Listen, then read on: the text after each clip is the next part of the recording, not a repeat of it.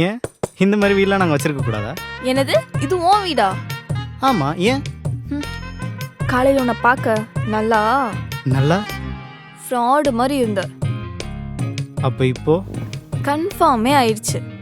டேய் என்னடா அவகிட்ட பிரச்சனை பண்ணிட்டு இருக்கியா? நம்ம ஏரியாவில் தானே ஒர்க் பண்ணிட்டு இருக்காங்க, அதான் எல்லாம் ஓகேவான்னு கேட்டுட்டு இருந்தேன். முதல்ல நீ வேலைக்கு போகிற வழியே பாரு, அப்புறம் மற்றவங்களுக்கு அட்வைஸ் பண்ணலாம். இந்த அழகி இதில் கொஞ்சம் புக்ஸ் இருக்குது, மீதி புக்ஸ் வந்து நாளைக்கு வந்து வாங்கிக்கோ. சரிங்க டீச்சர். எந்த ஹெல்ப்பாக இருந்தாலும் தயங்காமல் என்கிட்ட வந்து கேளு, சரியா? சரிங்க டீச்சர், அப்போ நான் கிளம்புறேன். சரிம்மா.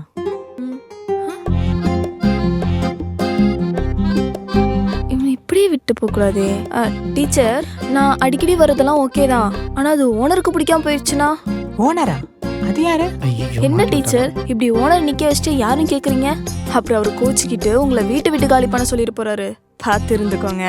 சரி நீ போ அழகி, ஓனர் கிட்ட நான் பேசிக்கிறேன். வரேன் டீச்சர். சரிம்மா.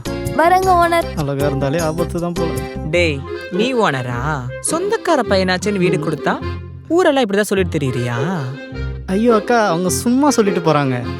இனி தேதிக்கு வாடகை வரணும், 2000 ரூபாய் சேர்த்தியும் அக்கா. தரணும். போடா போ போ போ போ.